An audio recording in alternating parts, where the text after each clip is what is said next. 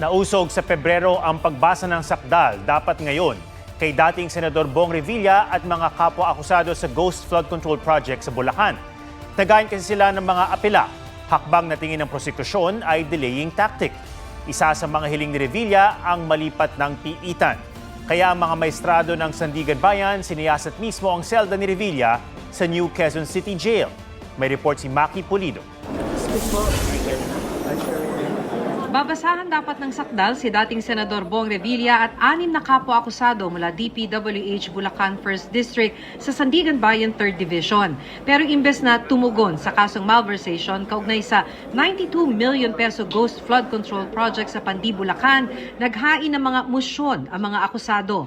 Ang nais ng kampo ni Revilla, ibasura ang kaso dahil hindi raw nasunod ang due process. Ibalik sa ombudsman ang kaso para muling imbestigahan at ilipat siya sa PNP Custodial Facility mula sa New Quezon City Jail. It's important because the objective is to quash the warrant and to dismiss the case. Inapela naman ng akusadong si Emelita Huat, engineer ng DPWH Bulacan, na makulong siya sa Bulacan Police Provincial Office. Musyon naman ng abogado ni Juanito Mendoza na pag-isahin sa isang dibisyon ang kasong graft at malversation. Ang mga musyon tinawag ng prosekusyon na delaying tactic. Sa huli, ipinagpaliban ng korte ang arraignment. Nireset ang pagbasa ng sakdal sa February 9. Binigyan ng prosekusyon hanggang January 28 na magkomento at pagkatapos noon ay re-resolbahin na ng mga mahistrado ang mga musyon.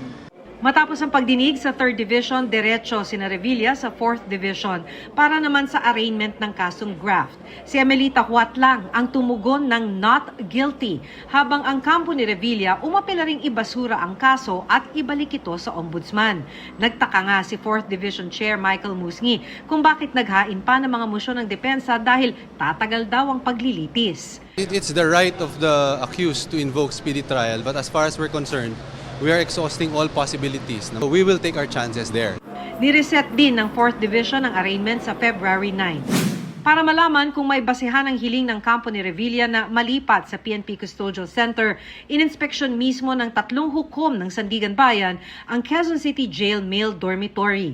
Sa 2 oras na inspeksyon, sinilip ang selda ni Revilla at iba pang pasilidad.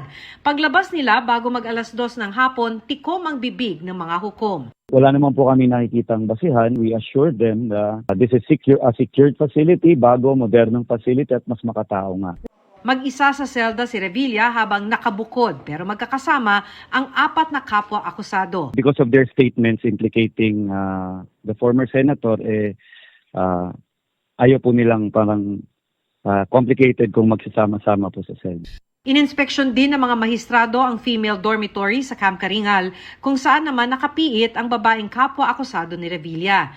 Si Senator Joel Villanueva naman na nahaharap sa mga reklamong malversation kaugnay sa umunoy Ghost Flood Control Project sa Bulacan. Nagsumite ng counter-affidavit sa Justice Department bago ang preliminary investigation sa Lunes. Ayon kay DOJ spokesperson Attorney Polo Martinez, sinikap ng GMA Integrated News na kunan ng pahayag ang senador pero mabilis siyang umalis. January 20 ang original na deadline para sa counter-affidavit ni Villanueva pero pinalawig sa January 26 matapos paboran ng prosekusyon ang kanyang musyon. Maki Pulido nagbabalita para sa GMA Integrated News.